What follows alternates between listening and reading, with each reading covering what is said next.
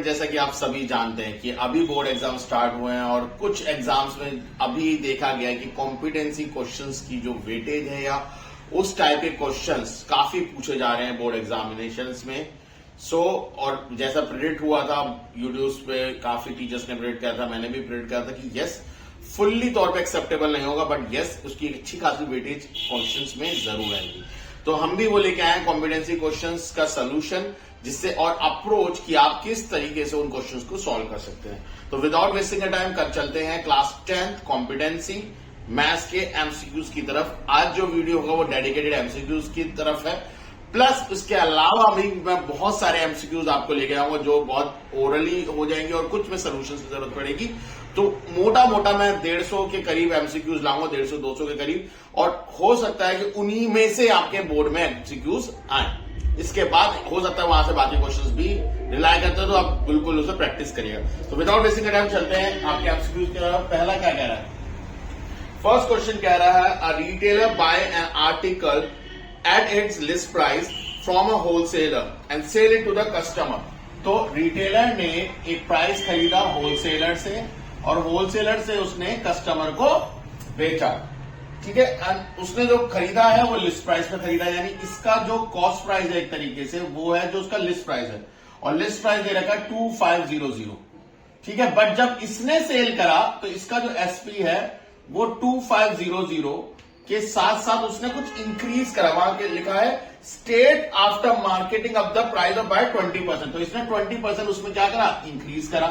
तो selling price पहले निकालो 2500 प्लस 20%, यानी 20 अपॉन इंटू 100 इंटू 250, 20 से 20 कटेगा तो यहां पर 2500 प्लस 500 तो 3000 आएगा। आप इसे एक और तरीके से भी कर सकते हैं, वो भी बताता हूं।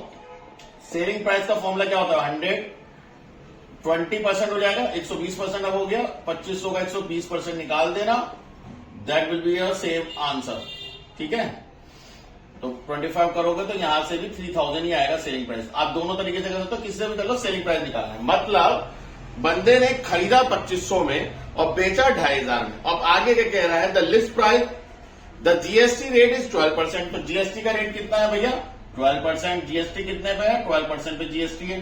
फिर वो आगे क्या कह रहे हैं? What is the tax liability by the retailer. अब देखो, टैक्स लायबिलिटी वाला पहली बार आने वाला क्वेश्चन नहीं है, पहले भी लायबिलिटी नाम से क्वेश्चन आया जब वो वेट आई। तो ये होता है जो गवर्नमेंट को डायरेक्ट दिया जाता है। तो क्या होता है? आपने डायरेक्ट टैक्स और इनडायरेक्ट टैक्स पढ़ा था, वैसे ही कुछ होता है। अब जैसे रिटेलर एक टैक्स होलसेलर को देगा, बट वो गवर्नमेंट को नहीं देगा। वो टैक्स कौन सा है? वो टैक्स है which is paid to the wholesaler. ये वाला जो टैक्स जो होलसेलर को देगा, यानी जब आप कोई सामान खरीदते हो तो उसमें आप एक टैक्स देते हो। वो जो टैक्स आप देते हो वो किसको देते हो? आप गवर्नमेंट को नहीं देते, आप जिस बंदे से लेते हो उसको देते हो।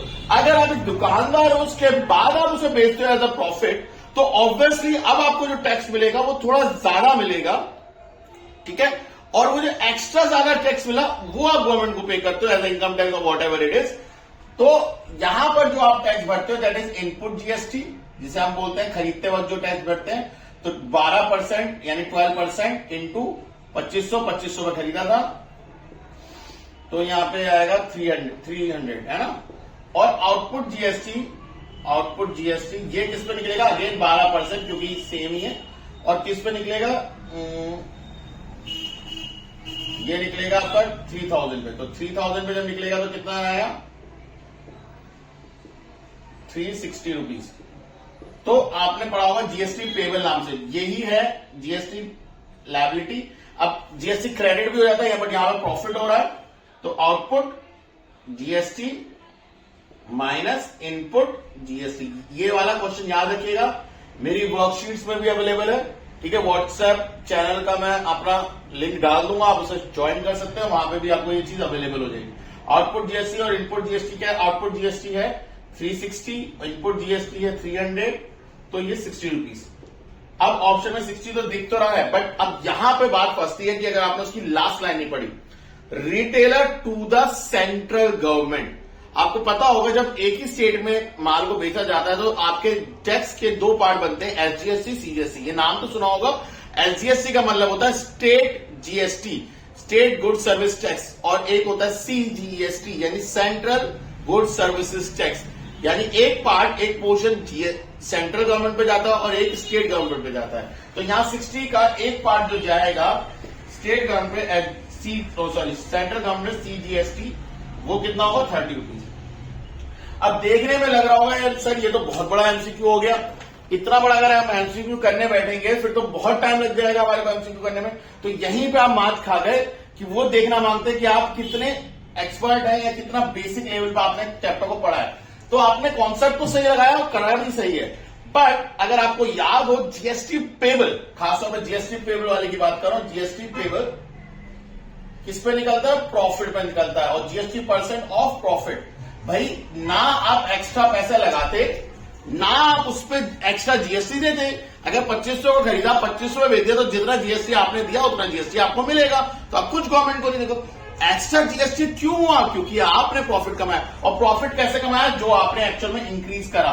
तो 12% एक्चुअल में आपको सिर्फ 500 का निकालना था। तो 12% जब निकालते हैं 500 का, तो आप यहां से देखेंगे तो कितना है? 60 रुपीज। तो ये जीएसटी पेबल आया है। ये क्या है? GST payable. बट यहीं पे आपका सवाल उठ जाता है कि कौन सा? तो सीजीएसटी, क्योंकि सेंट्रल गवर्नमेंट में जाना है तो कितना रुपए जाएगा? 30। और यहीं पे आप मार्क करेंगे ऑप्शन नंबर सी। क्लियर है? चलिए फटाक से चलते हैं क्वेश्चन नंबर 2 की तरफ। क्वेश्चन नंबर 2 क्या कह रहा है? क्वेश्चन नंबर 2 देखो, Dev bought an electric fan which is a printed price of 800। तो प्रिंटेड प्राइस कितना है उसका? कॉस्ट या मार्केट प्राइस कितना है उसका? 800। If the GST is 7%, GST कितना है? 7%। तो जीएसटी कितना निकल के आएगा? 7/100 इंटू 800, तो ये आ जाएगा 28 रुपीज। What is SGST? ये तो बहुत सिंपल सा है। एसजीएसटी कितना होगा? 14 रुपीज। तो यहां पे ऑप्शन कौन सा है? एक सेकेंड, ओ सॉरी 7 है 56, सॉरी 56 का हाफ होता है 28। ठीक है, तो ऑप्शन नंबर बी। ठीक है, दोनों पार्ट क्लियर हो गए? हो गए। चलिए नेक्स्ट वाले क्वेश्चन की तरफ चलते हैं, दोनों पार्ट। ठीक है, ओके। नेक्स्ट वाला क्वेश्चन क्या कह रहा है? एक बार रीड आउट कर लो, आप लोगों की स्क्रीन पे आ रहा होगा। तो क्वेश्चन नंबर 3 कह रहा है इफ पी इज डिपॉजिट। अच्छा, अब यहां पे देखो ये बढ़िया क्वेश्चन है, ये बिल्कुल बेसिक। अब जिसने बेसिक पढ़ा है, अगर आप लोगों ने मेरी वीडियो देखी तो आपको पता होगा मैंने वीडियो से बिल्कुल ये बारीकी पे बात करी है। If P is the deposit for n number of month, मतलब पी रुपए आप एन नंबर ऑफ मंथ के लिए डालते हो इन रिकरिंग डिपॉजिट अकाउंट विच पे the interest at the rate of R% per annum, the nature and the time. अब देखो इंटरेस्ट वाला जो फॉर्मूला है इसका थोड़ा सा बेसिक समझ लेते हैं। तो पहले महीने में जब आपने पी रुपए डाला तो पी पैसा डाला, रेट पे डाला, एक ही मंथ की बात है। तो रेट जो होता है पर एनम होता है, इसलिए डिवाइड बाय 12 करते हैं। इंटरेस्ट का 100 फॉर्मूला, सही है। तो यहां 1 मंथ है, रेट को 1/12 करते हैं, ये आया इंटरेस्ट। अब अगर आपने दूसरे महीने पैसे डाला पी रुपए, क्योंकि पर मंथ डालना होता है तो 2p हो जाएगा, इंटू रेट वही रहेगा पर 100 और इंटू 100। और ये अगले महीने की है तो ये दूसरे महीने के लिए 1 ही मंथ होगा। तीसरे के लिए अगर देखें तो 3p हो जाएगा, क्योंकि p 2p पहले से था, एक और p डाला तो टोटल कितना हो गया? 3p। फिर से R/12 इंटू 1/100। ऐसी करते करते अगर हम NIN की बात करें तो NP इंटू R/12 इंटू 1/100 हो जाएगा। तो इंटरेस्ट का फॉर्मूला होगा I1 प्लस I2, और ऐसे करते करते IN। तो I1 क्या है? PR/1200, 2PR/1200, और ऐसे करते करते NPR/1200 आपका हो जाएगा। तो PR अगर आप कॉमन लेते हो तो अपॉन 1200, तो यहां पे आएगा 1 plus 2 plus dot dot dot n, और इसका फॉर्मूला हो जाता है n into n plus 1 divided by 2। अब इसको करोगे तो ये इंटरेस्ट है।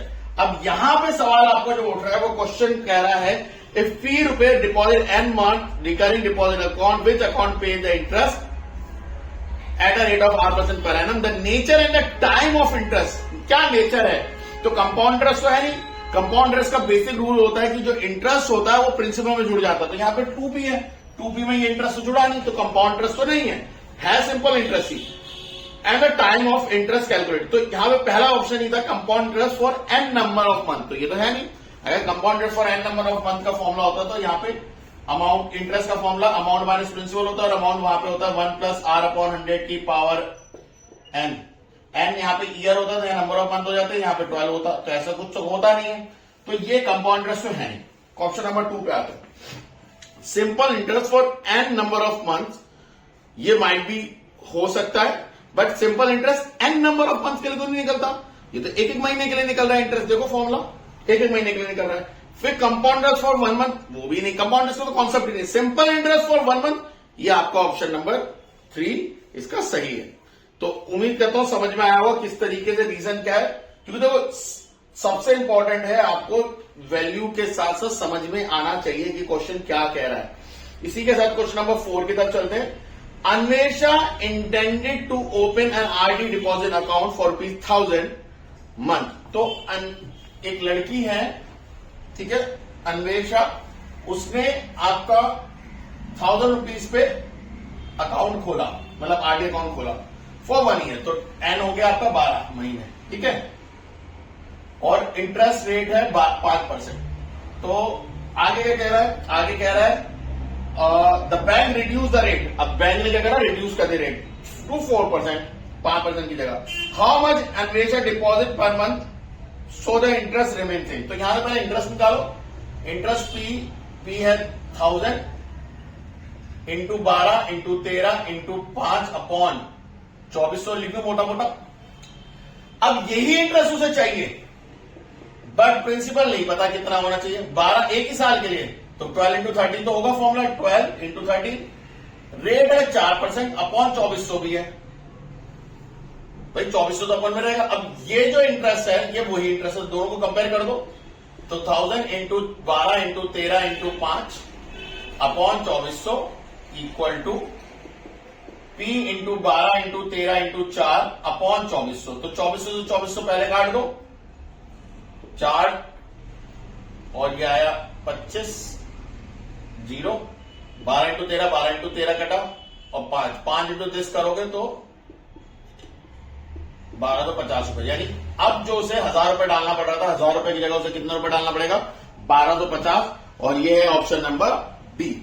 क्लियर है? ओके, क्वेश्चन नंबर 5 की तरफ चलते हैं कॉम्पिटेंसी के। क्वेश्चन नंबर 5 कह रहा है मिस्टर दास इन्वेस्ट। तो मिस्टर दास हैं, उन्होंने इन्वेस्ट करा कितना, मिस्टर दास ने क्या इन्वेस्ट करा है, और फेस वैल्यू है 100 रुपए में इन्वेस्ट करा है, तो फेस वैल्यू 100 रुपए है। उसके बाद डिविडेंड परसेंट भी दिया हुआ, डिविडेंड परसेंट है आपका कितना, 12%। उसके बाद बोल रहे हैं जो 60 रुपए के मिल गए, यानी मार्केट वैल्यू कितनी है उनकी, 60 रुपए। फिर एक और है मिस्टर सिंह, तो अब एक और है मिस्टर सिंह। मिस्टर सिंह ने कितने के खरीदे, 50 रुपए के खरीदे, 50 रुपए के शेयर थे, 16% डिविडेंड पे थे, 16% डिविडेंड पे थे, और मिल कितने के रहे थे, 40 रुपए के ईच। यूज दिस इंफॉर्मेशन, हम यूज करेंगे इस इंफॉर्मेशन का। फर्स्ट तक कह रहा है the rate of return percent. तो मोटा मोटा अगर आप सारे ऑप्शंस पढ़ो तो वहां return percent return percent return percent इसकी बात बोली गई, तो क्यों ना रिटर्न परसेंट भी निकाल लें। तो रिटर्न परसेंट वैसे तो होता है आपका, अगर आपने फॉर्मूला पढ़ा है रिटर्न परसेंट का, जो बेसिक फॉर्मूला होता है वो होता है income upon investment into 100। But अगर आपने थोड़ा और डिटेल में पढ़ा है तो इसके बाद इसका एक और फॉर्मूला बन जाता है return percent equals to face value divide, क्योंकि इनकम पे फेस वैल्यू है मार्केट वैल्यू, और यहां 100 हट जाता है, यहां आता है डिविडेंड परसेंट। तो एक ये भी फॉर्मूला है जो आप यूज कर सकते हो। तो यहां रिटर्न परसेंट का फेस वैल्यू का फॉर्मूला क्या है, फेस वैल्यू कितनी है, 100 अपॉन 60 इंटू 12। तो यहां से 0 से 0 काटा, 6 2 था तो 20 आया। तो इनकी तो हो गई मिस्टर दास की 20% रिटर्न परसेंट। अगले की है आपका market face value 50, market value 40 into 100, sorry यहाँ पे 16 है ना, तो 0 0 कटा, 4 2 जा, 4 4 जा, 4 इंटू 20 20। इनकी भी कितनी है, 20%। तो दोनों का रिटर्न परसेंट सेम है। ऑप्शन पढ़ते the rate of return percent of mister Das is 12% गलत है। मिस्टर सिंह का 10% वो भी गलत है। Both mister Das and mister Singh have the same rate of percent 10% वो भी गलत है। ऑप्शन नंबर डी बिल्कुल सही है। ऑप्शन क्वेश्चन नंबर 6 की तरफ चलते हैं।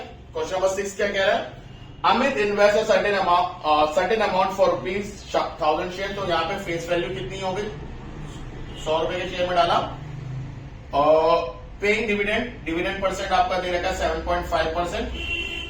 फिर आगे बोला था the rate of return percent on is investment, return percent कितना दे रखा है, रिटर्न परसेंट दे रखा है 10%। तो कितना, तो यहां पे देखो रिटर्न परसेंट से चाहो तो आप मार्केट वैल्यू, क्योंकि आपको इनकम नहीं पता, सब तो पहले मार्केट वैल्यू निकालो। तो return percent 10, face value 100, market value नहीं पता, डिविडेंड परसेंट 7.5, पॉइंट आया 10 आया, एक जीरो से एक जीरो कटा, एक जीरो से एक जीरो कटा, मार्केट वैल्यू आ गई 75 रुपीज। तो मार्केट वैल्यू 75 रुपीज हो गई। और ऐसे कितने शेयर लेने, 10 शेयर लेने, तो 750 रुपए। तो इन्वेस्टमेंट आपकी कितनी हो जाएगी, 750 रुपए। ऑप्शन नंबर कौन सा है, ऑप्शन नंबर बी। हाँ, एक चीज का ध्यान रखना, ऐसा करना, क्योंकि ऑप्शन आपको 6 दिखी, मतलब ऐसे रोमन नंबर में लिखा होता तो 6 लिखना, और उसके बाद ऑप्शन नंबर क्या, ठीक है, ऐसे लिखना है 6, और ऑप्शन नंबर है इसका बी, तो बी लिखना है, और उसके बाद जो करेक्ट आंसर है ऐसे, और इसको बॉक्स में लिखना है। ठीक है, इस तरीके से लेबलिंग यूज करके आप लोग करेंगे। ठीक है, चलिए नेक्स्ट क्वेश्चन की तरफ चलते हैं। क्वेश्चन नंबर 6 तक हो गया, क्वेश्चन नंबर 7 रीड करो। तो क्वेश्चन नंबर 7 क्या दिया हुआ है, इनइक्वेशन का क्वेश्चन है, फटाफट देख लेते हैं। ठीक है, क्वेश्चन बहुत बढ़िया है जो इस बार पूछे गए हैं, कुछ कुछ काफी हद तक क्वेश्चन आपके सैंपल पेपर में भी पूछे हुए हैं। तो क्वेश्चन नंबर 7 देखते हैं। क्वेश्चन नंबर 7 क्या कह रहा है, क्वेश्चन नंबर 7 कह रहा है एक इक्वेशन है -3 लेस देन -4x + 5। अब मैं x belongs to whole number, अब वो बात बोल देता हूं जो सारे बच्चे फंसते हैं। यहां पे वेरिएबल देखो माइनस का, प्लीज इनइक्वालिटीज को चेंज करने वाला तरीका अपनाना, वरना बच्चे क्या गलती करते हैं, वो पहले वो करता हूं, फिर बताऊंगा वो गलती क्यों नहीं करनी। -3 इस 5 को इधर ले जाता है, वेरिएबल को हमेशा बच्चे वहीं रखते हैं। तो ये आएगा माइनस है, कहेंगे सर हमें तो आता है, माइनस से माइनस कटेगा, 4 2 और 2 is less then greater than x आ जाएगा। और यहां पे x की वैल्यू 2 से बड़ी है, तो आपको यहां पे आंसर दिख रहा होगा 2 3 4 5, बच्चे डी ऑप्शन लगा के आगे बढ़ेंगे। अभी बता रहा हूं ये गलत है, अब ध्यान से देख लिया आप लोगों ने। अब देखो सही तरीका क्या होता है, सही तरीका होगा कि 3, अगर आपको ऐसा करना है बिल्कुल ऐसा करो कि 4 यहां जाए, और सॉरी 5 यहां जाए, less than equal to -4x, तो ये -8 लेस देन इक्वल टू -4। जब ये कटेगा और साइन भी हटेगा, तो यहां पे इनइक्वालिटीज पलटती है, ये चीज आपको याद होनी चाहिए। इसके बेसिस पे आंसर आएगा 0 1 2, क्योंकि ये होल नंबर है। ठीक है, तो ऑप्शन नंबर आपका सी सही है। अब मेरा जो तरीका है, मैं क्या कहता हूं बेटा, आप इस वेरिएबल अगर नेगेटिव है, 2 वेरिएबल है, तो बड़ा वाला वेरिएबल देखो क्या वो नेगेटिव है, अगर वो नेगेटिव है तो दूसरी साइड लेके जाओ। तो -4x को इधर ले आओ, ये प्लस का हो गया, 3 को इधर ले जाओ, ये माइनस का प्लस का हो जाएगा, 5 ऐसे का वैसे ही है, 4x ऐसे ही, ये 8 ऐसे ही, 4 2 x is less than equal to 2। तो जो चाहिए था वही मिला है, बस थोड़ा सिंपल तरीके से इनइक्वालिटीज वाला पंगा याद रखने की जरूरत नहीं है। तो बेटर क्या है कि आप एक बड़ा वेरिएबल अगर वो पॉजिटिव है तो वहीं रखो, अगर बड़ा वेरिएबल x का बड़ा वेरिएबल अगर नेगेटिव है तो उसको मूव कराओ। ठीक है, ओके। क्वेश्चन नंबर 8 की तरफ चलते हैं। क्वेश्चन नंबर 8 क्या कह रहा है, if -4x is greater than equal to 1।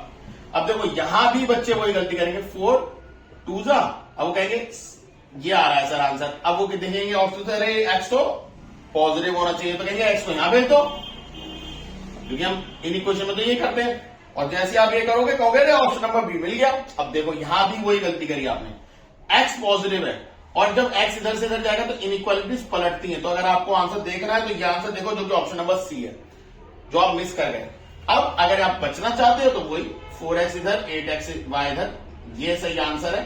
तो इसको 4x को इधर ले लो, इसको इधर लो, तो ये -8y हो गया। इनइक्वालिटीज को नहीं चेंज कर रहा हूं, ये ऐसी है, 4 2 अब ये, अब ऐसा क्यों करा, क्योंकि मुझे x पॉजिटिव चाहिए, तो 2x 2 -2y से छोटा, x -2y से छोटा दिया हुआ है, x -2y से छोटा, ऑप्शन नंबर सी। बस उल्टा लिखा है, ये उल्टे लिखे हैं, बट मतलब दोनों का सेम ही है। क्वेश्चन नंबर 9 की तरफ चलते हैं। क्वेश्चन नंबर 9 क्या कह रहा है, the value of k for which the quadratic equation has equal roots.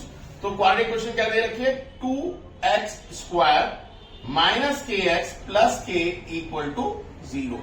तो ऐसी, अब इसमें अगर मैं आपको बोलूं तो b² -4ac होता है, और अगर इक्वल रूट्स है तो इसकी वैल्यू 0 होती है। तो b क्या है, माइनस, तो -k का स्क्वायर माइनस 4 इंटू 2, ए ये होता है एक्स स्क्वायर के साथ वाला, सी ये इंटू के इक्वल टू 0। तो के square minus 8k equal to 0, तो के कॉमन ले लो, के माइनस 8 इक्वल टू 0, तो एक के की वैल्यू आएगी 0 और एक के माइनस 8 को इक्वल टू 0 कहोगे तो एक के की वैल्यू आएगी 8। तो ऑप्शन नंबर आपका डी 0 और 8 विल बी योर आंसर। तो क्वेश्चन नंबर 10 की तरफ चलते हैं। If x minus 2 is the one of the solution, x minus 2 किसका सोल्यूशन है? इस इक्वेशन का, x square plus 3a minus x. तो अगर उसका सोल्यूशन हो सेटिस्फाई करेगा तो x की value, oh sorry x equal to minus 2, तो x की ये वैल्यू ले डालो, माइनस 2 का square plus 3a minus minus 2 equal to 0, 4 plus 3a plus 2 equal to 0, 3 equal to, अब ये 4 प्लस 2 6 हो जाएगा, इधर जाके माइनस का 4 प्लस 2 6 और ये 6 इधर जाएगा तो माइनस का 3 2 तो a की वैल्यू कितनी है बेटा? माइनस 2। तो a की वैल्यू कितनी है बच्चों? माइनस 2। तो ऑप्शन नंबर बी, ठीक है। ओके, और क्वेश्चन नंबर 11, क्वेश्चन नंबर 11 में जो नीचे फिगर है 12 वो का ऊपर आ गया तो घबराना मत। एक वैल्यू है जो कैलकुलेट होकर आएगी 233.356, ठीक है। इसमें 2 सिग्निफिकेंट फिगर बोला है, बट मैं अभी आपको 2-4 चीजें सिखा देता हूं। पहले डेसिमल प्लेस की बात करते हैं। तो 3 डेसिमल प्लेस है, तो ये राउंड ऑफ जो हो सकता है वो 2 डेसिमल प्लेस तक हो सकता है। डीपी मतलब 2 डेसिमल प्लेस। तो हमसे क्या लिखेंगे? 233 पॉइंट। अब 2 डेसिमल प्लेस तक जाना, तो ये वैल्यू क्या है? 5 से बड़ी, तो इसको देखो, ठीक है। ये तो 3, ये 5 से बड़ी है तो इसको बढ़ा दो 6। ये 2 डेसिमल प्लेस का है। 1 डेसिमल प्लेस के लिए अगेन 1 डेसिमल प्लेस के बाद वाला नंबर देखो, वो 5 या 5 से बड़ा होना चाहिए, 5 तो है, तो ये 233 पॉइंट आपका 4 हो जाएगा। अब होता है नियरेस्ट, क्या लिखा होता है? Nearest to whole number, nearest to whole number. तो उस केस में हो जाएगा 233, क्योंकि एक पॉइंट के बाद वाला नंबर 5 से बड़ा नहीं है, तो 233 ये नियरेस्ट होल नंबर है। अब यहां पे आपको पूछा, अब यहां पे एक वर्ड आया सिग्निफिकेंट फिगर। तो सबसे पहले समझो सिग्निफिकेंट फिगर क्या होता है, जिसको मैंने आपको 2 डेसिमल प्लेस बोला, जैसे आगे से डिजिट काउंट करो, अगर 0 नहीं है तो 1 2 3 4 5, जिसे बोलते हैं 5 सिग्निफिकेंट फिगर। 5 सिग्निफिकेंट फिगर, ये 1 2 3 4, तो ये है 4 सिग्निफिकेंट फिगर। ये जो आपका आंसर है ये है 3 सिग्निफिकेंट फिगर। और आपको क्वेश्चन पे आते हैं, क्वेश्चन क्या बोल रहा है? क्वेश्चन कह रहा है 2 सिग्निफिकेंट फिगर तक होना चाहिए। तो 2 सिग्निफिकेंट फिगर में मतलब आगे की 2 वैल्यू। अब अगर मैं आगे की 2 वैल्यू लिखता हूं और इसके पीछे वाली वैल्यू 5 से बड़ी नहीं है, तो ये तो आंसर ही नहीं होगा। तो 230 की रेंज में, तो इसको 0 होना पड़ेगा। यानी पॉइंट का अगर ऐसे भी लगा देते तो सब 0 0, तो ये भी अगर आप लिखते हो तो ये सिग्निफिकेंट फिगर है। तो हम इसको कैसे लिखेंगे? इस तरीके से, क्योंकि पॉइंट का 0 नहीं लगाते। 1 2 3 अब काउंट करो तो ये 3 सिग्निफिकेंट, ओ 1 2 सिग्निफिकेंट फिगर है। अब यही सेम चीज, अब ध्यान से सुनना, 230 मीटर होता और हमने इंस्ट्रूमेंट से नापा जो ऐसे ही नाप सकता है, तो ये 3 सिग्निफिकेंट फिगर है, बट ये 2 सिग्निफिकेंट, क्योंकि ये यूनिट के साथ नहीं है, किसी इंस्ट्रूमेंट से मेजर नहीं है, तो हम इसे सिग्निफिकेंट फिगर, 0 को सिग्निफिकेंट फिगर में काउंट नहीं करेंगे। यानी अगर मैं आपको सिंपल भाषा बोलूं, जैसे मैथ्स में हम मोस्टली यूज करते हैं, क्योंकि ये इंस्ट्रूमेंट से नापी, फिजिक्स में ये इंस्ट्रूमेंट से नापी होती है, तो हम इसे सिग्निफिकेंट फिगर में काउंट करते हैं। क्योंकि मैथ्स में अगर ये ऐसा है तो ये 2 सिग्निफिकेंट फिगर ही है, ये काउंट नहीं होता। बट अगर जब ये मेजरमेंट बन जाती है तब आप काउंट कर सकते हैं। जैसे अगर मैं बोलूं वर्नियर कैलिपर ने नापा और वर्नियर कैलिपर ने किसी इंस्ट्रूमेंट को बताया 1.30 सेंटीमीटर है, तो ये 0 वर्नियर कैलिपर ने नापा है, तो उस केस में ये 3 सिग्निफिकेंट फिगर होगा। ऐसे देखने में ऐसे क्या लग रहा हो, कॉन्सेप्ट है 2 है, बट ये 3 सिग्निफिकेंट फिगर है, क्योंकि ये नापी हुई यूनिट है। ठीक है बच्चा। अब अगर ये हमें सिर्फ बोलते हैं ये वैल्यू है, तो हम बोलते हैं 2 सिग्निफिकेंट फिगर है।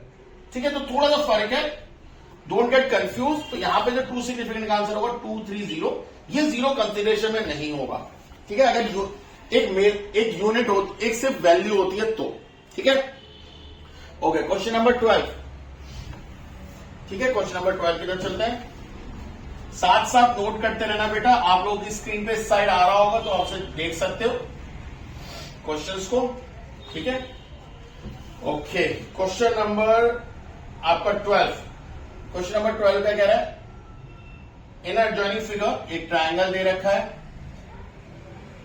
ठीक है। तो ये ए है, ये बी है, ये सी है, ये 90 डिग्री है, ये एक्स है, ये वाई है, और बोल रखा है एरिया ऑफ ट्रायंगल एबीसी जो दे रखा है वो दे रखा है 30 सेंटीमीटर स्क्वायर, ओके। और x माइनस वाई की वैल्यू 7 और बोला फाइंड एसी। तो अगर मैं बोलूं कि एसी फाइंड करने का राइट एंगल ट्रायंगल में बेस्ट तरीका होता है पाइथागोरस, तो एसी स्क्वायर और कुछ नहीं A B square plus BC square है, और AC square A B x है तो x square plus y square. अब मुझे एक्स और वाई का स्क्वायर चाहिए जो कि एक गिवन कंडीशन से आ सकता है अगर मैं स्क्वायरिंग बोथ द साइड कर दूं तो ये हो जाएगा x square plus y square minus 2xy equal to 49। इसका तो मैं कर सकता हूं, ये तो मेरे को मिल गए, बट मुझे यहां पे मैं लिखूंगा एसी स्क्वायर, बट इसका क्या करूं 2xy। तो यहां पे half base into height, base क्या है y और हाइट है x 30, तो यहां पे xy की वैल्यू आ जाएगी 60। तो xy की वैल्यू कितनी है 60, यहां डाल दो 60 इंटू ए, ठीक है। तो ये आ जाएगा 120, तो AC square minus 120 equal to 49, ये इधर जाके हो जाएगा प्लस का 49 प्लस 120 जो कि आएगा एसी स्क्वायर कितना 169, जो कि एसी आएगा 13। तो 13 इज योर आंसर, और 13 सेंटीमीटर दे भी रखा ऑप्शन नंबर सी, ठीक है। क्वेश्चन नंबर 13 की तरफ चलते हैं। क्वेश्चन नंबर 13 क्या कह रहा है, if P Q R in continuous proportion. तो देखो इसकी दो पॉसिबिलिटीज होती है, P upon Q equal to Q upon R. यहां से अगर सिर्फ इतना देखूं तो यहां से मैं बोल सकता हूं Q square equal to P R, ये एक पॉसिबिलिटी है। अगर क्यू स्क्वायर कहीं मुझे मिलेगा तो मैं ये डालूंगा, अदरवाइज हम एक और कंसिडरेशन में भी लेते हैं कि P upon Q equal to Q upon R, continue proportion है, इक्वल टू के। तो जब इसको रखते हो Q इक्वल टू आर के आ जाता है, और एक बार P अपॉन क्यू को इक्वल टू के रखोगे तो P की वैल्यू क्या आती है क्यू के, और Q क्या है आर के, तो आर के हम यहां रखोगे तो आर के इंटू के क्या आ जाएगा आर के स्क्वायर। तो एक वैल्यू ये आई है और एक ये है, जो मुझे सही लगेगा मैं उसमें रख दूंगा। तो ऑप्शन नंबर ए, अब यहां कोई और तरीका नहीं है, आपको ऑप्शंस में रखना पड़ेगा। तो पहली वैल्यू P रेशियो Q यानी P अपॉन क्यू, तो LHS तो ये है। अब P की वैल्यू मुझे नहीं पता, P की वैल्यू ये रहा, सॉरी P की वैल्यू है आर के स्क्वायर और Q की वैल्यू है आर के, आर से आर कटा, के से के कटा, तो आंसर आया के। RHS पकड़ो, RHS में क्या है, RHS है P अपॉन आर, तो P है आपका आर के स्क्वायर अपॉन आर, तो आर से आर कट गया के स्क्वायर, तो LHS RHS इक्वल नहीं आएंगे। ऑप्शन नंबर ए तो नहीं है। ऑप्शन नंबर बी पे आओ, तो वहां पर RHS में देखो ऑलरेडी स्क्वायर है, तो वो यूज करो, वो ज्यादा फायदेमंद रहेगा। पी स्क्वायर की कोई रिलेशन नहीं है, पी स्क्वायर का ऐसे रख रहा हूं, बट क्यू स्क्वायर मेरा पी आर है, तो पी से पी कट गया तो अपॉन पी अपॉन आर आया। LHS लेफ्ट हैंड साइड में क्या देगा क्यू अपॉन आर, तो ये भी ऑप्शन नहीं है। फिर आप सी वाले ऑप्शन पे, तो सी वाले ऑप्शन में भी पी स्क्वायर है और वो भी है, तो यहां क्यू स्क्वायर का है LHS में, तो LHS को ले रहा हूं, तो P upon Q square, P upon Q square बोले तो पी आर, तो पी से पी कट गया तो 1 अपॉन आर आ रहा, जो राइट साइड में नहीं है। Option number D, option number D में क्यू स्क्वायर राइट साइड है, तो राइट साइड को पकड़ रहा हूं मैं, जो कि है P square upon Q square. P square ऐसे ही रहेगा, क्यू स्क्वायर क्या है P upon P into R, P से पी कट गया, पी अपॉन आर बचा, जो कि लेफ्ट साइड है, तो ऑप्शन नंबर डी सही है आपका, ठीक है। क्लियर है बच्चों? तो इस तरीके से आप लोगों को क्वेश्चंस को करना है, क्लियर है? ओके, नेक्स्ट चलते हैं क्वेश्चन नंबर 14 की तरफ। ओके, क्वेश्चन नंबर 14 की तरफ चलते हैं। क्वेश्चन नंबर 14 क्या कह रहा है? क्वेश्चन नंबर 14 कह रहा है the ratio of a diameter to the height of a Borosil cylindrical glass. तो बोरोसिल आप बोटल्स में जो ग्लास होता है उसका सिलेंड्रिकल शेप में जो है उसका जो डायमीटर है वो है 3x, रेशियो को x मान लिया, और जो उसकी हाइट है वो है 5x, ठीक है। एक्चुअल डायमीटर 6 है, तो 3x एक्चुअल में क्या है 6 के इक्वल, तो 3 की वैल्यू 2, x की वैल्यू आई 2 सेंटीमीटर या सेंटीमीटर, तो यहां से हाइट आ जाएगी 5 इंटू 2, दैट कम्स हाइट आ गई 10 सेंटीमीटर। तो आपके पास ये भी है। अब कर्व सरफेस एरिया पूछा है, कर्व सरफेस आगे कर्व सरफेस एरिया 2 पाई आर एच, तो यहां पे 2 इंटू आर जो देख रहे हो आप वो तो बन गया डायमीटर इंटू हाइट, तो पाई डायमीटर है 6, हाइट है 10, तो 60 pi is your answer. Question number 15 की तरफ चलते हैं। क्वेश्चन नंबर 15 क्या कह रहा है, इफ द पॉलिनोमियल क्या है, एफ एक्स क्या है आपका 2x cube plus 3x square minus 2x minus 3, this is a polynomial is completely divided. ये डिवाइड हो रहा है किससे, ये डिवाइड हो रहा है 2x प्लस a से, और x स्क्वायर माइनस 1 क्वोशिएंट आ रहा है। ठीक है, ये डिवाइड हो रहा है और इससे ये क्वोशिएंट आ रहा है। Find the value of a। अब देखो बेसिक तरीका क्या कहता है, अगर ये इसको डिवाइड कर पा रहा है तो ये इसका फैक्टर है, तो इसको याद है हम इसको इक्वल टू 0 रखते थे, x की वैल्यू निकालते, तो यहां से वैल्यू आएगी a अपॉन, यहाँ 2x है तो x की वैल्यू आएगी माइनस a अपॉन 2। अब इस x की वैल्यू को लेकर इसमें डालो और इक्वल टू 0 रखो, तो 2 माइनस a अपॉन 2 का cube plus 3 minus a upon 2 का square minus 2 minus a upon 2 और माइनस 3 इक्वल टू 0।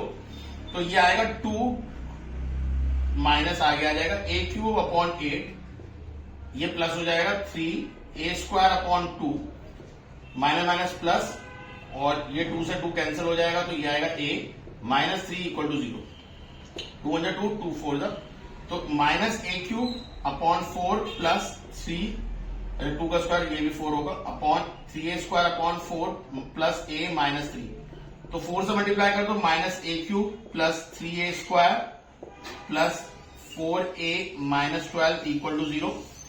तो आगे पीछे क्या कॉमन है जल्दी से बताओ फटाफट। यहां दोनों में कॉमन आएगा माइनस a स्क्वायर कॉमन, तो क्या बचा a प्लस 3, यहां पर 4 कॉमन a प्लस 3,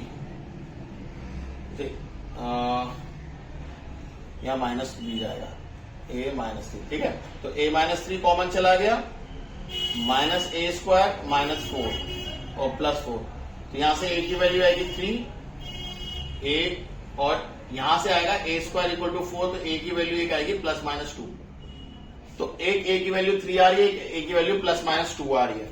तो a की यहां पे जो वैल्यू गिवन है क्वेश्चन नंबर 15 में, वो ऑप्शन नंबर डी में हमारा सही आ रहा है, तो वहां से लिख लो।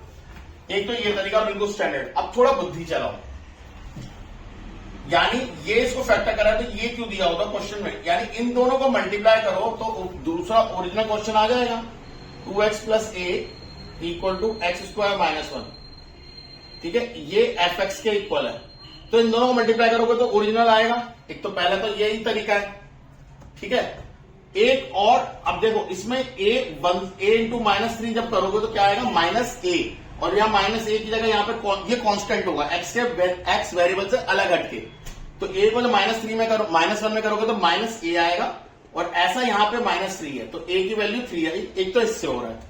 दूसरा, अगर थोड़ा, ये तो बिल्कुल ट्रिक है, मतलब देख के समझ में आ रहा है, आप इसको देखो, इसको फैक्टराइज करो, पहले दो में देखो क्या कॉमन है, एक्स स्क्वायर, तो क्या हो जाए 2 प्लस 2x प्लस 3, और अगले में माइनस 1 कॉमन नहीं है तो 2x प्लस 3 ये भी आ जाएगा, तो जब x स्क्वायर माइनस 1 कॉमन जाएगा तो क्या है 2x प्लस 3। अब देखो इससे ये कट गया, क्या बचा 2x plus a 2x plus 3, तो a की जगह क्या लिखा हुआ है 3। ऐसा भी आप कर सकते हो। मैंने दोनों पॉसिबिलिटी बता दी, 3 तरीके बता दिए, तीनों में से जो भी एक्यूरेट लगे, इजी लगे, आप उस तरीके से कर सकते हैं। क्वेश्चन नंबर 16 की तरफ आता है। क्वेश्चन नंबर 16 क्या कह रहा है, a polynomial x is, polynomial क्या है x cube plus 5x square minus kx minus 24। Which of the following is a factor so that value of k is 2, कि k की वैल्यू क्या हो 2 हो जाए, तो k की वैल्यू 2 डाल दो। तो पहले एक काम करते हैं, पहले यहां पे ऑप्शन दे रखे हैं x plus 2, x minus 3, x plus 4, x minus 4, तो हमारे पास ऑप्शन का क्या फैक्टर होता है, तो यहां पे थोड़ा सा फैक्टर बना लो, या एक सिंपल सा तरीका करते हैं, k की value what is the factor when k की वैल्यू 2, तो k की वैल्यू 2 डाल दो, तो factor given volume so that the value of k is 2, तो एफ एक्स ऐसे रखो, x cube plus 5x square, k की वैल्यू 2 डालूंगा तो माइनस 2x माइनस 24, ये बन जाएगा, के की वैल्यू 2 डाल दी ना, अब ये बना लो। अब इसमें बढ़िया, अब एक बार फर्स्ट ऑप्शन देखो, क्योंकि इसे फैक्टराइज होगा नहीं, अभी ऐसे फैक्टराइज मत करना, मिडिल टर्म से नहीं हो पा रहा। तो यहां पे x की वैल्यू -2 डालो, फर्स्ट वाले में x की वैल्यू है आपकी -2, तो f की वैल्यू -2 डाली तो -2 का क्यूब प्लस 5 -2 का स्क्वायर -2 इंटू -2 -24, तो ये हो जाएगा -8 और ये हो जाएगा 4 4 5 20, ये हो जाएगा +4 -24, तो ये 24 हुआ, ये इससे कट गया, ये नॉट इक्वल टू 0, हटाओ, b पकड़ो, b की वैल्यू x की वैल्यू होगी 3, तो 3 का क्यूब प्लस 5 3 का स्क्वायर 2 इंटू 3 -24, 3 का क्यूब 27, 9 9 5 45 -6 -24, ये नहीं हो सकता, छोड़ो। c पे आओ, c का ऑप्शन है +4, -4, इसे पकड़ो, तो -4 का क्यूब प्लस 5 -4 का स्क्वायर -2 इंटू -4 -24, तो ये आएगा -64 प्लस 4, और ये आएगा 4 5 20 24 80 प्लस का, और ये आएगा प्लस का 8 माइनस का 24, 8 2 -88, ये प्लस का 88, ये हट गया 0, तो ऑप्शन नंबर सी सही है। ठीक है, ओके।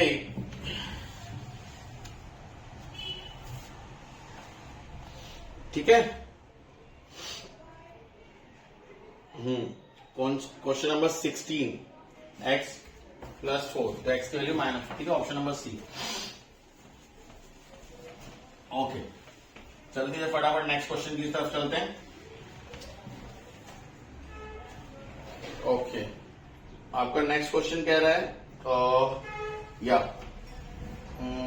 ठीक है, क्वेश्चन नंबर 17 देखो, एक है a, जो है a, b, जिसका ऑर्डर हो जाता है 1:2, हमेशा मैट्रिक्स में नहीं गिवन हो तो ऑर्डर जब भी लिख देना b c d, तो यहां का और ऑर्डर है 2:1, तो देखो a b अगर मल्टीप्लाई कर रहे हो तो ये पॉसिबल है, क्योंकि ये और ये सेम है।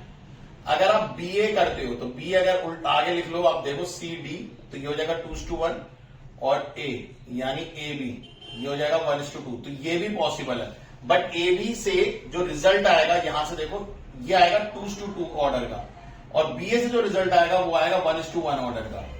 ठीक है, तो रिजल्टेंट सेम आएगा, नहीं, ये गलत है। तो यहां पे बोल रहा हूं ओनली ए बी पॉसिबल है, यस, ओनली नहीं है, बट ए बी पॉसिबल है, बी ए पॉसिबल है, दोनों पॉसिबल है, बट ए बी और बी ए इक्वल नहीं है, तो option number C is the accurate one. 18 पे आ जाओ, 18 क्या कह रहा है, 18 6 9 4 k, ठीक है, show such that a square equal to 0 0 0 0, यानी a स्क्वायर की सबकी वैल्यू कितनी आ रही है, 0 0 0 0, तो यहां पे हमें a स्क्वायर निकालना पड़ेगा। ठीक है, तो a स्क्वायर क्या होता है, अगर मैं आपसे पूछूं 6 9 -4 k, 6 9 -4 k, ठीक है, तो इसको इससे मल्टीप्लाई कर लो, तो इसको इससे मत करना, इसको इससे करो। देखो मैं क्यों कह रहा हूं, आप इस फर्स्ट रो को फर्स्ट कॉलम से करोगे, बिल्कुल 6 × 6 प्लस 9 × -4 आएगा, क्या हासिल होगा, ये 0 होना है। ठीक है, इसको इससे करो, तो 9 × 9 6 54 प्लस 9 k, ठीक है, दिस इंटू दिस, तो ये आएगा -24, 6 4 -24 -4 k, ठीक है, और इसको इंटू दिस करोगे तो -36 और प्लस k स्क्वायर।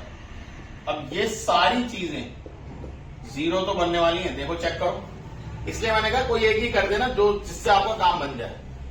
अल्टीमेटली जब इससे करोगे तो ये भी देखो, 6 × 6 9 × 4, ये आया, ये 0 हो जाना है, 6 × 9 54 9 k, -4 6 4 24 -4 k, तो यहां सब की वैल्यू अगर आप यहां से करोगे तो ये 0 हो गया, ऐसे तो हटाई दो, 54 = 9 k माइनस, तो 9 k की वैल्यू -6 आई, यहां से करोगे, यहां से के की वैल्यू 6 आएगी, यहां से प्लस माइनस 6 आएगी। तो आपका जो ऑप्शन है, एक सेकेंड, 4 9 जा -36 के प्लस के स्क्वायर। तो यहां पे जो ऑप्शन है D, option number D, plus minus 6। हाँ, आपकी बुक जो आंसर लिस्ट है उसमें ऑप्शन नंबर बी गिवन है, इससे वही आ रहा है, ठीक है। और एक सेकंड, और इससे भी -6 आ रहा है, तो यस -6 लेना। अभी बताऊंगा क्यों, बी वाला। देखो यहां से के की वैल्यू क्या आ रही है, प्लस माइनस 6, यानी यहां पे के कोई भी डालो, +6 डालो, -6 डालो, इंडिपेंडेंट है। बट यहां पे क्या आ रहा है, यहां पे अगर प्लस का 6 डालोगे तो आपका आंसर 0 नहीं आएगा, जो कंडीशन से अनजस्टिफाइड हो जाएगा।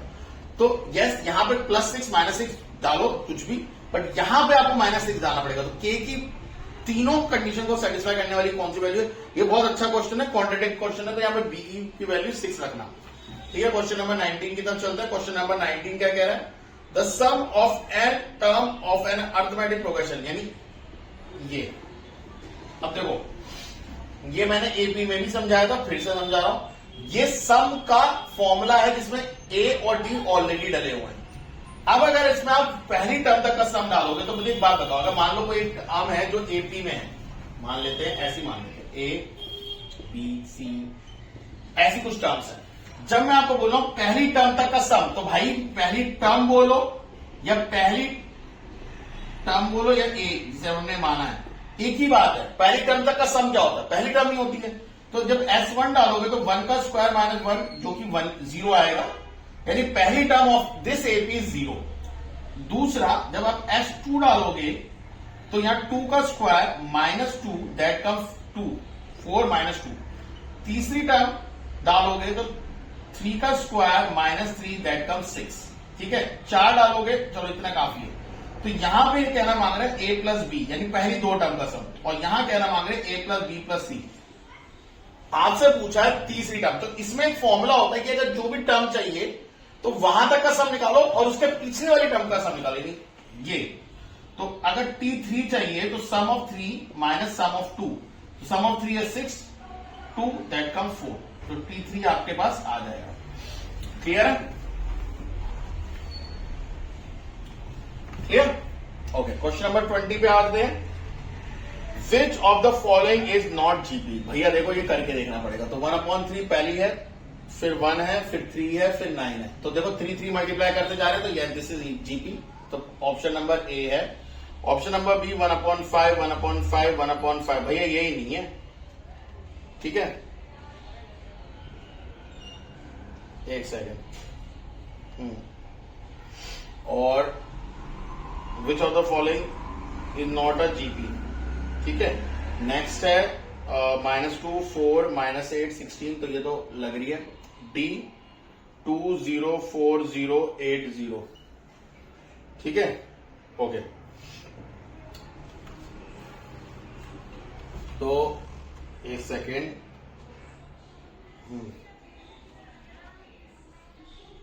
Which is not an GP. Okay, यहां पर 1/5 प्लस कॉमा 1/5 कॉमा 1/5, ये जीपी के किस कंडीशन में?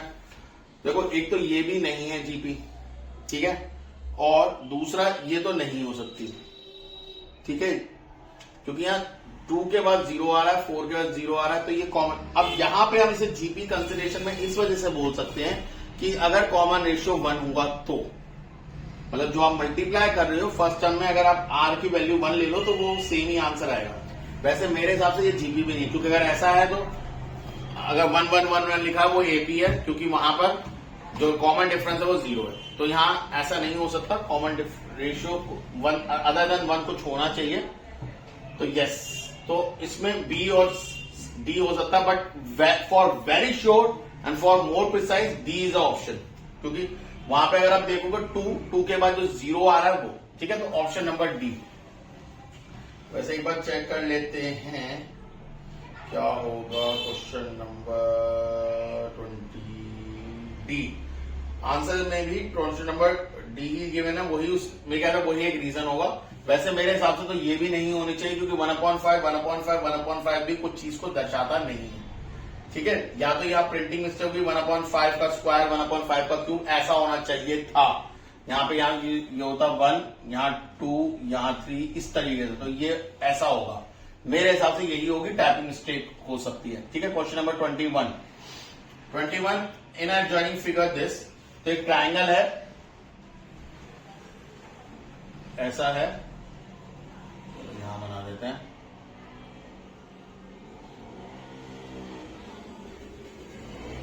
ये ए है, इसके कोऑर्डिनेट है आपके 3, -3।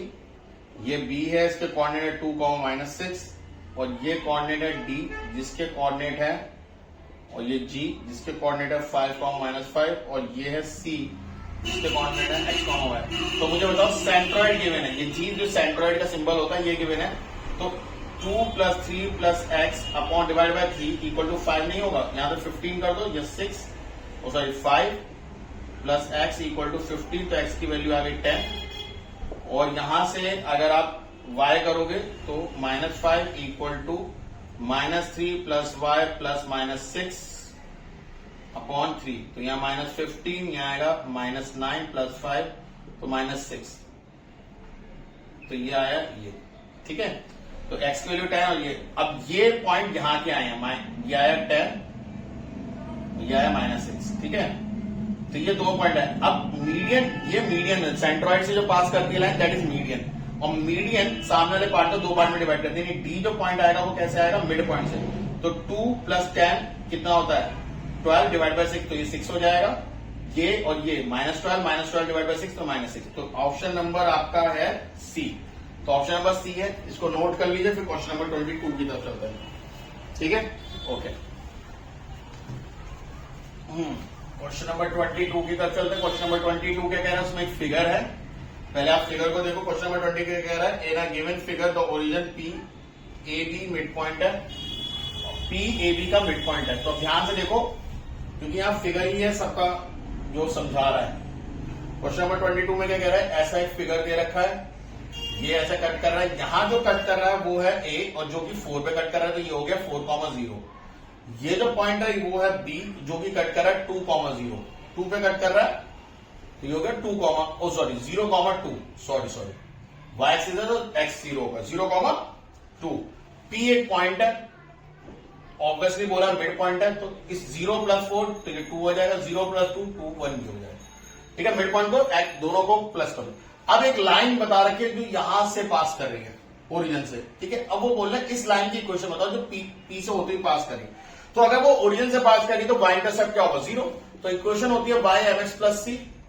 तो यहां पे c तो 0 हो गया, y डाल दो 1, m × 2, तो 2m = 1, m = 1/2, ये आ गया slope. y = mx + c equation होती है, c की वैल्यू 0 है, m की वैल्यू 1/2 है, तो y = x/2 इक्वेशन हो गई। तो ऑप्शन नंबर सी यहां पे सही, तो option number B 2y = x will be your answer. Question number 23 की तरफ चलते हैं। क्वेश्चन नंबर 23 क्या कह रहा है, अब देखो ये कई साल पहले ऐसा क्वेश्चन आया था बोर्ड में, ऐसा नहीं है कि नहीं आया। एक लाइन है ऐसी जो 45 डिग्री की है, जिसको नाम दिया L1। इसके बगल में एक और लाइन है जो ऐसी कट कर रही है, इसको नाम दिया L2। और एक लाइन ऐसी है जो इसको ऐसे कट कर रही है, जिसका नाम है L3, ठीक है। अब यहां उन्होंने बोला है in a given figure L1 is parallel to L2 and L3 is perpendicular to line L1। L3 perpendicular है L1 के, तो ऑब्वियसली इसकी परपेंडिकुलर होगी। Right the slope of L। अब देखो L1 का स्लोप 45 डिग्री है, जिसका m = 10 45 जो कि होता है 1, तो m1 आया 1। ऑब्वियसली इसके पैरेलल है तो m2 भी आया 1, और ये इसके परपेंडिकुलर है तो यहाँ पे आएगा -1। तो ऑप्शन क्या है बोल रखा है, L2 का बताओ, L2 का हो गया 1, और L3 का बताओ, क्योंकि जो परपेंडिकुलर है वो -1, तो 1 and -1 ऑप्शन नंबर सी, ठीक है, ओके। क्वेश्चन नंबर 24 की तरफ आता है। Question number 24, which of the following line cut positive x axis and positive y axis in equal distance from the origin.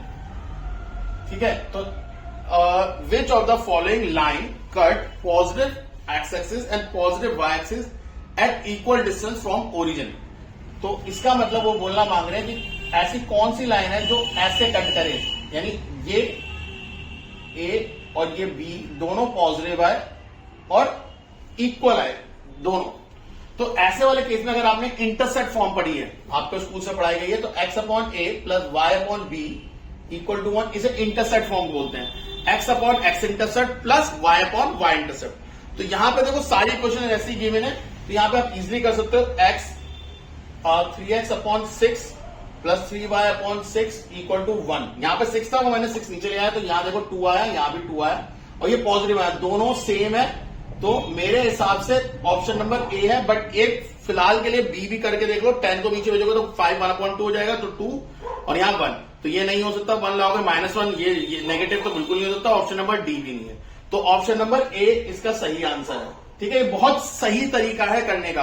Otherwise एक और तरीका भी है, x0 रखो पॉइंट आएगा, y0 रखो पॉइंट आएगा, दोनों पॉइंट अगर सेम आ रहे हैं और पॉजिटिव आ रहे हैं तो भी कर सकते हो, तो बट वो तीनों चारों लाइन में करना पड़ेगा। क्वेश्चन 25 की तरफ चलते हैं। क्वेश्चन नंबर 25 कह रहे हैं एक ऐसा ट्रायंगल दिया हुआ है, यहां पे दिया हुआ 20 किलोमीटर, ये है ए, ये है पी, ये है क्यू, ये है बी, ये है सी, ये है 50 किलोमीटर, ये 18 किलोमीटर, इसे एक्स मान लेते हैं। ठीक है, तो बोला in a given diagram not draw to scale railway station A B C P Q R connected with a straight tracks. Track P Q is parallel to B C, ये parallel है, तो ये ट्रायंगल सिमिलर है। Time taken by the train travel 90 kilometre per hour, तो speed इसकी कितनी होगी 90 kilometre per hour. From B to A by shortest route, B to A by the shortest route, तो ऑब्वियसली ये ही होगा शॉर्टेस्ट रूट, और कोई हो ही नहीं सकता। कितना लगेगा, तो अब मेरी बात समझो, हमें डिस्टेंस निकालना पड़ेगा। तो अगर आप सिमिलैरिटी जानते हो, ये दो ट्रायंगल सिमिलर होंगे, जितना 20/50 है उतना ही x अपॉन x प्लस 18 होगा, क्योंकि बड़े वाले ट्रायंगल में पूरी साइड होगी। इतने समझ में आया, तो ये कट गया 2/5, यानी ये x प्लस 18 ऊपर चला जाएगा, 5x इधर आ जाएगा, तो 2x प्लस 2 इंटू 18 या 36 कर लो, equals to 5x 3x equal to 36, तो x की वैल्यू यहाँ पे आएगी 12, तो 12 किलोमीटर हो गया।